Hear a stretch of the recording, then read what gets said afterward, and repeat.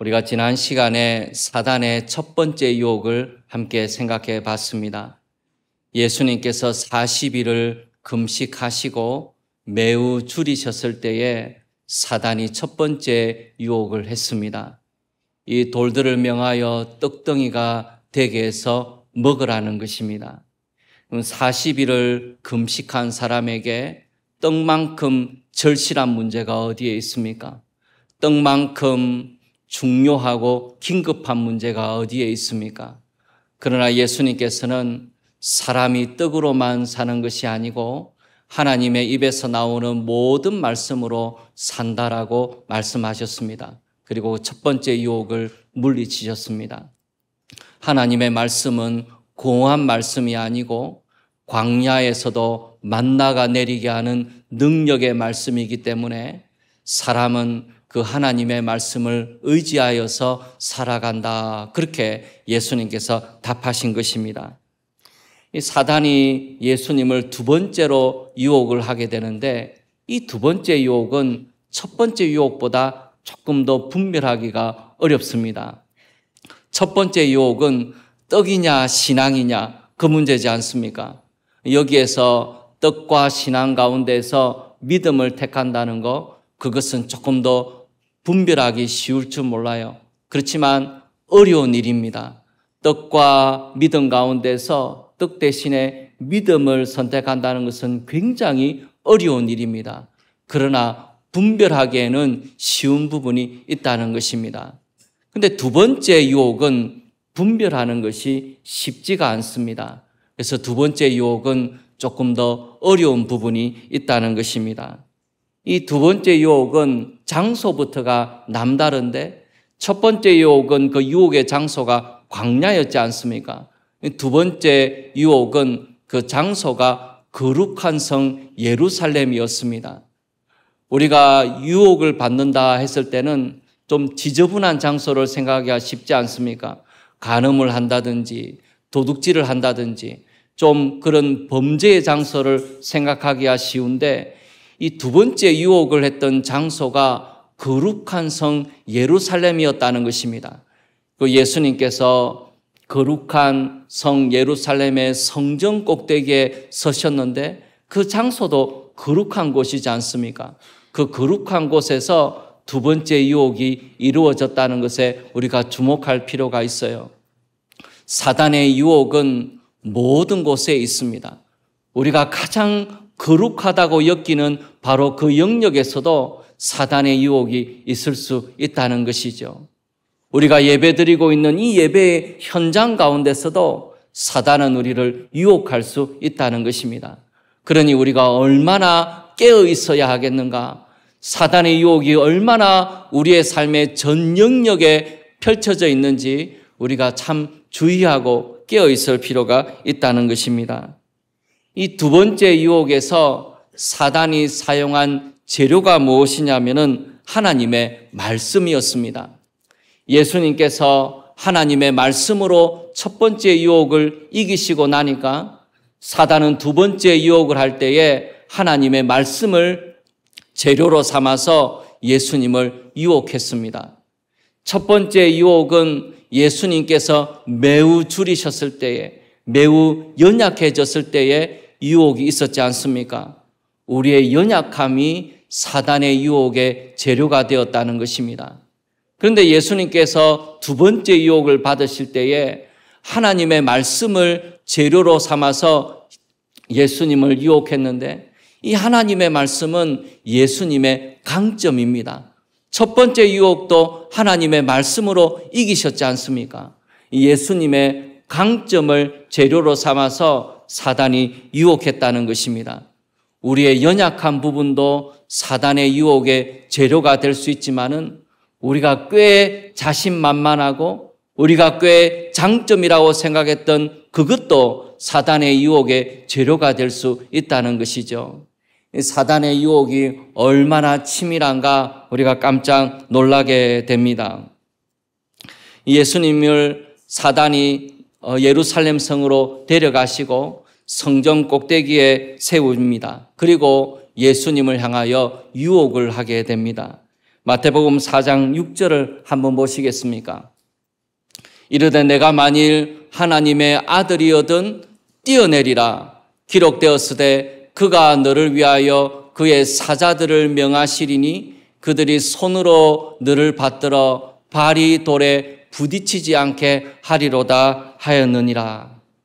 사단이 하나님의 말씀을 얼마나 잘 아는지 한번 보십시오. 얼마나 상황에 딱딱 맞는 이런 말씀을 골라오는지. 성경에 이런 말씀이 있었습니까? 발이 돌에 부딪히지 않게 하리로다. 그런 말씀이 성경에 있었는가? 우리가 잘 모르는 그런 부분을 사단이 가지고 와가지고 그 말씀을 가지고 예수님을 유혹하고 있는 것이죠. 이 사단이 하나님의 말씀을 참 잘 알고 있다는 것을 알 수가 있습니다. 사단이 뭘 말하고자 하는 것입니까? 예수님을 성전 꼭대기에 세워놓고는 너가 사람이 하나님의 말씀으로 산다고 말하지 않았느냐? 그렇다면 내가 하나님의 말씀을 의지해서 여기서 뛰어내려 보라는 것입니다. 죽음을 각오하고 이 두려운 장소에서 한번 뛰어내려 보라는 거예요. 내가 내 입으로 사람이 떡으로만 사는 것이 아니고 하나님의 말씀으로 산다고 말했으니까 하나님이 그 말씀대로 너를 받아주시지 않겠느냐? 내가 말씀을 의지해서 뛰어내리면은 하나님이 말씀대로 너를 받아주시지 않겠느냐? 그러니까 한번 뛰어내려 보라는 것입니다. 이 사단의 이 유혹이 얼마나 강교하고 얼마나 치밀한지 예수님의 첫 번째 유혹을 이어받아서 두 번째로 바로 예수님을 유혹하고 있는 것입니다. 이 사단이 예수님을 유혹했을 때 썼던 말씀이 어디에 기록이 되어 있느냐면은 시편 91편 11절 12절에 기록이 되어 있습니다. 사단이 하나님의 말씀을 어떻게 이용하는지 시편 91편 11절 12절을 한번 보시겠습니다. 그가 너를 위하여 그의 천사들을 명령하사 내 모든 길에서 너를 지키게 하심이라. 그들이 그들의 손으로 너를 붙들어 발이 돌에 부딪히지 아니하게 하리로다. 시편 91편 말씀을 딱 가져와서 예수님을 시험하는데 이 시편 91편 말씀을 사단이 인용하면서 어떻게 했습니까? 중요한 말씀 한 가지를 빠뜨렸습니다. 그래서 성경의 문맥을 왜곡하고 있는 것을 볼 수가 있어요. 무슨 말씀을 빠뜨렸습니까? 내 모든 길에서 그랬습니다. 이 말씀을 빠뜨린 것이죠. 이 말씀의 문맥은 무엇입니까? 하나님께서 우리의 인생을 인도해 주시고 보호해 주신다는 말씀입니다. 높은 곳에서 뛰어내려도 하나님이 너를 붙들어 주신다. 돌이 발에 부딪히지 않게 하신다. 그 말씀이 아니라는 거예요. 우리의 인생길을 하나님께서 보호해 주시고 인도하시려 주신다는 그런 문맥을 갖고 있는데 그 문맥은 싹 빼버리고 그 말씀만 부분적으로 가져와 가지고 예수님을 하나님 말씀에 이렇게 기록되어 있으니까 뛰어내려 봐라 그렇게 유혹하고 있는 것이죠. 누가 이렇게 잘합니까? 이단이 이렇게 잘합니다. 이단은 문맥과 관계없이 말씀만 싹 가져와서 그 말씀을 인용하고 있어요. 되게 성경을 많이 아는 것 같고 되게 믿음이 좋은 것 같지만은 하나님의 말씀에서 벗어나 있는 것이죠. 이단이 어디에서 나왔는가? 사단이 성경을 인용하는 것을 보면 알 수 있다는 것입니다. 똑같은 방법으로 성경을 왜곡하고 성경을 그릇되게 사용하고 있다는 것을 알 수가 있는 것이죠. 사단이 하나님의 말씀에 중요한 것을 빼버리고 문맥과 관계없이 하나님 말씀을 인용하는 것이 얼마나 위험한 일인가 이 사단의 유혹을 통해서 우리가 알 수 있습니다. 이 두 번째 유혹에서 사단이 무엇을 유혹하고자 하는 것입니까? 이 두 번째 유혹의 본질이 무엇입니까? 도대체 무엇을 가지고 지금 사단과 예수님이 영적 전쟁을 벌이고 있는 것입니까? 이 두 번째 유혹의 본질이 어디에 있는가 하면은 사단의 말을 통해서 알 수가 있는 것입니다. 그것은 예수님이 하나님의 아들이시라면 하나님의 아들이시니까 여기서 뛰어내리면 하나님이 받아주신다는 것입니다. 사단이 하나님이 이렇게 해주실 것이다 결과를 딱 정해놓는 것이죠. 딱 정해놓고 예수님이 뛰어내리면은 하나님이 받아주실 것이고, 그러면 너가 하나님의 아들이 된다는 것이 입증이 되지 않겠느냐, 증명이 되지 않겠느냐, 사단이 그렇게 유혹하고 있다는 것입니다. 사단의 유혹의 핵심은 하나님의 말씀을 인용하면서 하나님이 이렇게 해 주실 것이다 정해놓는 것에 그 핵심이 있다는 것이죠. 이렇게 한번 예를 들어보면 어떨까 싶어요. 우리가 살아가면서 어려운 일을 만날 때가 있지 않습니까? 병에 걸릴 때도 있고 사고를 만날 때도 있고 참 답답한 상황을 맞을 때가 있습니다. 너무 답답하고 힘들어서 하나님 앞에 어떻게 기도합니까? 하나님이 살아계시면 제발 이 부분에서 저를 도와주시고 건져주십시오. 하나님이 이 부분에서 역사해 주시고 함께 해 주시면 하나님이 살아계신 것 제가 알겠고 하나님이 저를 사랑하신다는 것을 알겠습니다. 하나님 꼭 도와주십시오. 그렇게 기도할 때가 있잖아요.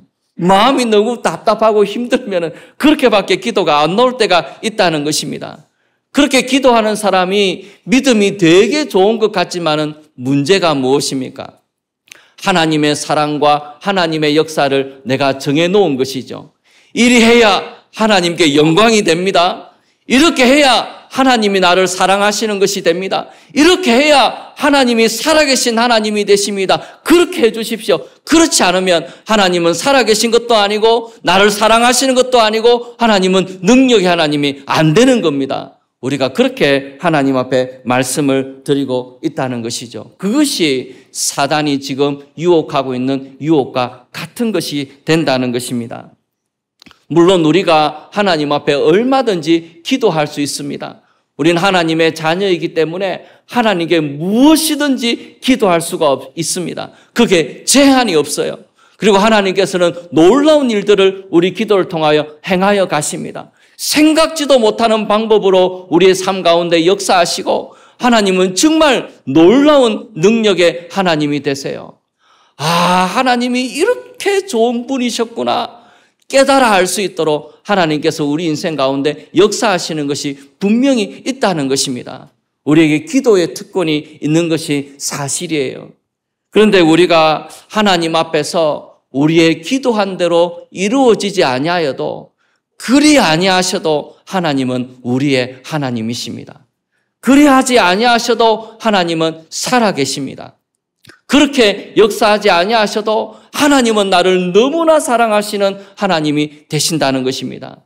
내가 생각한 대로, 내가 바라는 대로 이루어지지 아니한다 하여도 하나님은 나의 하나님이 되신다는 것이죠. 우리가 이 부분에서 사단의 유혹을 이길 수 있어야 합니다. 하나님을 신뢰하는 것이 얼마나 중요한 일인가 우리가 깨달아 알 필요가 있다는 것이죠. 하나님은 우리를 사랑하시고 가장 좋은 길로 우리를 인도하십니다. 우리가 그것을 믿고 의지하는 것, 그것이 믿음이라는 것이죠. 이 사단의 유혹에 대해서 예수님께서 한마디로 그 본질을 꿰뚫어 보셨습니다. 어떻게 이런 지혜가 예수님께 있는지 깜짝 놀랄 것 같아요. 마태복음 4장 7절에 보시면 예수님께서 이렇게 대답하셨습니다. 예수께서 이르시되 또 기록되었으되 주 너의 하나님을 시험하지 말라 하였느니라 하시니, 성경 구절도 인용하고 거창하게 이야기하고 성전 꼭대기에다 갖다 세우고 온갖 일을 다 하지만 너의 본질은 하나님을 시험하는 것이라고 예수님께서 꿰뚫어 보고 계시는 것입니다. 대단히 믿음이 좋은 것 같고 놀라운 능력을 기대하는 것처럼 하나님 앞에 기도하고 있지만 너의 기도의 본질은 하나님을 시험하는 것에 불과하다고 예수님께서 말씀하고 계시는 것이죠. 그래서 주 너의 하나님을 시험하지 말라 그렇게 말씀하고 계십니다.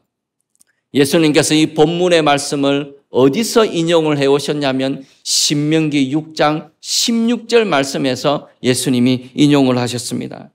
신명기 6장 16절 말씀해 보시면 너의 하나님 여호와를 시험하지 말고 그랬습니다. 너의 하나님 여호와를 시험하지 말라. 이 구절의 배경이 되는 것이 무슨 말씀이냐면 이스라엘 백성들이 출애굽하고 난 다음에 마사에서 하나님을 시험할 때였습니다. 백성들이 목이 너무 말랐습니다. 너무 목이 말라서 이 목마름을 해결하기 위해서 하나님의 도우심을 구하면서 하나님을 시험했습니다. 어떻게 시험했습니까? 하나님께서 우리 가운데 계신가 계시지 아니한가 시험하였습니다. 만약에 하나님께서 물을 공급해 주시면 하나님께서 우리 가운데 계시는 것이고, 물을 공급해 주지 아니하시면 하나님이 우리 가운데 계시지 않는 것이라는 거예요. 물이 주어지는 것으로 하나님의 능력과 함께 하심을 시험했다는 것입니다. 하나님께서 이스라엘 백성들에게 얼마나 놀라운 기적을 베풀어 주셨습니까? 쓴물을 단물로 바꾸어 주시고, 하늘에서 만나가 내리게 하시고, 구름 기둥과 불 기둥으로 하나님이 이스라엘 백성들과 함께 하신다는 것을 이미 보여주셨다는 것입니다. 하나님이 그토록 보여주셨는데 물을 주지 않으면 하나님이 계시지 않는다고 생각한 거예요. 하나님을 그렇게 시험했다는 것입니다. 물이 주어지지 않으면 하나님이 계시지 않는 것이 아니고, 물이 안 주어져도 하나님은 거기 계십니다. 하나님은 역사하고 계십니다. 그것을 믿으라는 것입니다. 그런데 이스라엘 백성들은 물이 주어지지 않으면, 내가 바라는 대로 이 어려움이 해결되지 않으면 하나님이 나와 함께 하시는 것이 아니라고 생각하며 하나님을 시험했던 것입니다. 하나님이 우리와 함께 계시는 것을 어떻게 알 수 있습니까? 우리가 무엇으로 하나님의 우리와 함께 하심을 확신하며 살아갈 수 있습니까? 하나님의 말씀입니다. 사람이 떡으로만 사는 것이 아니고 여호와의 입에서 나오는 말씀으로 살아갑니다. 하나님께서 우리에게 분명하게 말씀하신 부분이 있다는 것입니다. 요한일서 4장 15절 말씀 한번 보시겠습니까? 누구든지 예수를 하나님의 아들이라 시인하면 하나님이 그의 안에 거하시고 그도 하나님 안에 거하느니라. 물이 있어야 하나님이 우리 안에 거하시는 것이 아니라는 것입니다. 누구든지 예수를 하나님의 아들이라 시인하면 하나님이 그의 안에 거하신다고 했습니다. 하나님의 약속이 있었다는 것입니다. 하나님의 말씀이 그게 있었다는 거예요. 이 말씀을 의지해서 하나님이 우리 안에 계시는 것을 아는 것입니다. 히브리서 13장 5절 말씀에 보시면 이렇게 기록이 되어 있습니다. 돈을 사랑하지 말고 있는 바를 족한 줄로 알라. 그가 친히 말씀하시기를 내가 결코 너희를 버리지 아니하고 너희를 떠나지 아니하리라 하셨느니라. 하나님께서 내가 결코 너희를 버리지 아니하고 너희를 떠나지 아니한다 약속해 주셨습니다. 돈을 의지하고 살아가지 말라고 하셨어요. 하나님이 내가 절대로 너희를 버리지 않고 너희를 떠나지 않겠다고 약속해 주셨습니다. 이 약속의 말씀이 우리에게 있다는 거예요. 물이 있건 없건 양식이 있건 없건 이 약속의 말씀이 우리에게 있기 때문에 이 약속의 말씀을 신뢰하라는 것입니다. 로마서 8장 32절 말씀에 우리에게 이렇게 말씀하십니다. 자기 아들을 아끼지 아니하시고 우리 모든 사람을 위하여 내주시니가 어찌 그 아들과 함께 모든 것을 우리에게 주시지 아니하겠느냐. 하나님이 자기 아들을 아끼지 아니하셨는데 뭘 아끼시겠냐는 것입니다. 온 세상을, 온 우주를 우리에게 주셔도 아깝지 않은 것이 하나님의 마음이라는 거예요. 근데 그 하나님의 말씀을 기도 하나 응답하는 것으로 내게 주어지는 어떤 기적 하나로 하나님의 사랑과 능력을 재려고 하지 말라는 것입니다. 그것으로 하나님을 시험하지 말라고 말씀하고 계시는 것이죠. 하나님께서 결과와 관계없이 우리의 삶 가운데 역사하시고 함께하고 계시는 것입니다. 믿지 않는 분들은 이리 이야기를 해요. 하나님이 살아계시다면 나한테 좀 증거를 보여봐라고. 하나님이 살아계신다는데 왜 증거를 보이지 못하느냐고 이야기를 하지 않습니까? 그런데 태양도 보지 못하는 사람이 하나님을 어떻게 볼 수 있습니까? 앞을 보지 못하는 사람이 하늘의 태양이 아무리 높게 떠 있어도 그 태양을 볼 수가 없지 않습니까? 예수님을 믿고 나면은 온 세상이 하나님으로 가득 차 있습니다. 어디를 보더라도 거기에 하나님이 계세요. 그런데 하나님을 볼 수 없는 눈이 없는 사람에게는 만 가지 기적을 갖다 주어도 그것을 통해서 하나님을 볼 수가 없는 것이죠. 하나님의 살아계심의 증거가 없는 것이 아니라 내가 눈이 없는 것입니다. 내 눈이 감겨져 있는 것입니다. 하나님을 볼 수 있는 눈이 없는 것이죠. 하나님을 시험하는 눈을 가지고 아무리 온 세상을 찾아봐도 하나님은 거기 계시지 않는다는 것입니다. 그러나 하나님을 아는 믿음의 눈을 보게 되면 온 세상이 하나님으로 가득 차 있는 것과 같은 것이죠. 만약에 기적으로만 하나님의 역사하심을 분별할 수 있다면 순교하는 사람은 어떻게 되는 것입니까? 순교하는 사람이 마지막 형장의 이슬로 사라지기 전에 혹시나 하나님이 나를 도우실까 해서 멀리 하늘을 쳐다보고 있는데도 아무런 도움이 주어지지 않고 형장의 이슬로 사라졌습니다. 그러면 그 사람은 하나님께 버림받은 것입니까?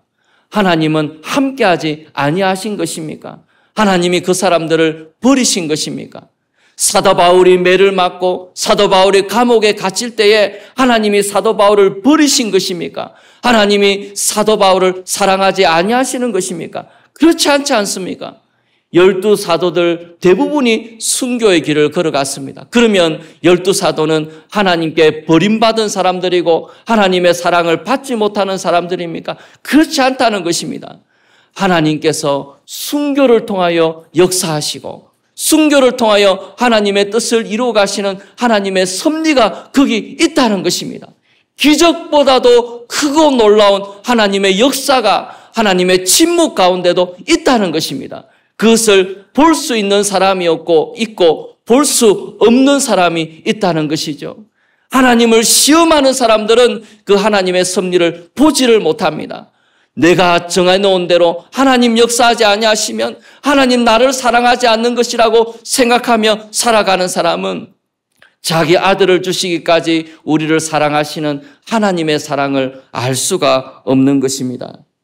하나님은 내가 바라는 대로 응답하시는 하나님이 아니시고 우리의 주님이십니다. 하나님은 하나님의 뜻대로 하나님의 역사대로 우리를 이끌어 가십니다. 하나님의 때에 하나님의 방법으로 우리 가운데 역사하십니다. 그래서 그 하나님께 모든 것을 맡기는 것이 믿음입니다. 살아도 하나님께 영광이요 죽어도 하나님께 영광이라고 믿으면서 하나님께 내 인생을 맡기는 것, 그것이 기도입니다. 내가 바라는 대로 하나님이 들어주시기를 간절히 소망하지만은 그리 아니하실지라도 내 인생을 하나님께 맡기고 의탁하고 사나 죽으나 우리가 주의 것이라는 것을 알고 하나님께 내 인생의 모든 것을 맡기고 의탁하는 것, 그것이 기도의 본질이지 않습니까? 그것이 믿음이지 않습니까? 우리 하나님 앞에서 그런 믿음으로 이 땅을 살아갈 것을 우리에게 말씀하고 계십니다. 모래 위에 발자국이라는 유명한 시가 있지 않습니까? 메리 스티븐슨이라는 분이 지은 시예요. 우리 어렸을 때부터 굉장히 많이 들은 시입니다. 어떤 분이 꿈을 꿨어요.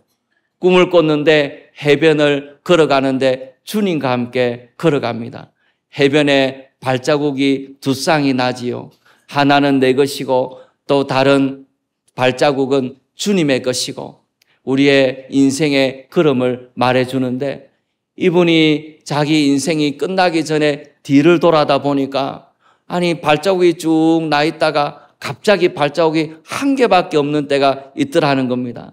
아니 이게 어떻게 된 겁니까? 주님이 늘 나와 함께 하시다가 그때를 보니까 내가 인생에 제일 어려웠을 때인데 왜 그때 하나님께서는 나를 떠나시고 혼자 내가 그 일을 걸어가게 하셨습니까? 그렇게 여쭤보니까 주님의 대답이 무엇이었습니까? 그때는 내가 너무 힘들어하기에 내가 너를 업고 갔다 그러셨습니다. 그러면 하나님께서 우리를 업고 가시는 하나님의 능력과 섭리가 얼마나 놀라운 것입니까? 우리의 인생 가운데 기적만큼이나 크고 놀라운 하나님의 도우심이 우리를 업고 가시는 하나님의 능력과 도우심이에요. 시험하는 사람의 눈은 내가 바라는 대로만 이루어져야 하나님이 나를 사랑하신다고 생각하면서 인생을 살아가는 사람은 우리를 업고 가시는 하나님을 보지를 못합니다. 그 은혜를 누리지를 못해요. 그래서 사단의 두 번째 유혹이 너무나 무서운 유혹이 된다는 것입니다. 우리가 기도의 자리에 있을 때에 하나님 앞에 간절히 기도할 수밖에 없는 상황 가운데 있을 때에 말씀이 우리 가운데 생각난다 하더라도, 어떤 말씀이 우리 가운데 주어진다 하더라도 하나님 앞에 믿고 따라가며 의지하고 내 인생을 맡길 수 있는 믿음으로 살아가기를 원합니다. 하나님을 시험하는 것은 바른 믿음이 아닙니다. 믿음은 신뢰하는 것입니다. 결과를 내 마음대로 정하는 것이 믿음이 아니라는 것입니다. 하나님께서는 놀라운 기적으로 예수님의 사역 가운데 함께 하셨습니다. 갈릴리 호숫가를 걸어가셨지 않습니까? 호수 위를 걸어가셨지만은 매번 걸어가신 것이 아니고 배를 타실 때도 많았습니다. 우리의 인생 가운데 기적만 있는 것이 아니고 우리의 삶의 지극히 작은 부분 가운데 우리 하나님께서 역사하시고 함께 하시는 부분이 있다는 것입니다. 내 생각대로 되지 아니한다 할지라도, 그리 아니하실지라도 우리 하나님을 신뢰하고 하나님 앞에 살아가는 우리 모두가 되기를 소원합니다. 주 너의 하나님을 시험하지 말라. 이 말씀이 우리에게 자주 생각나기를 원합니다. 우리 같이 한번 찬송하실 때에 549장 같이 한번 찬송하시겠습니다.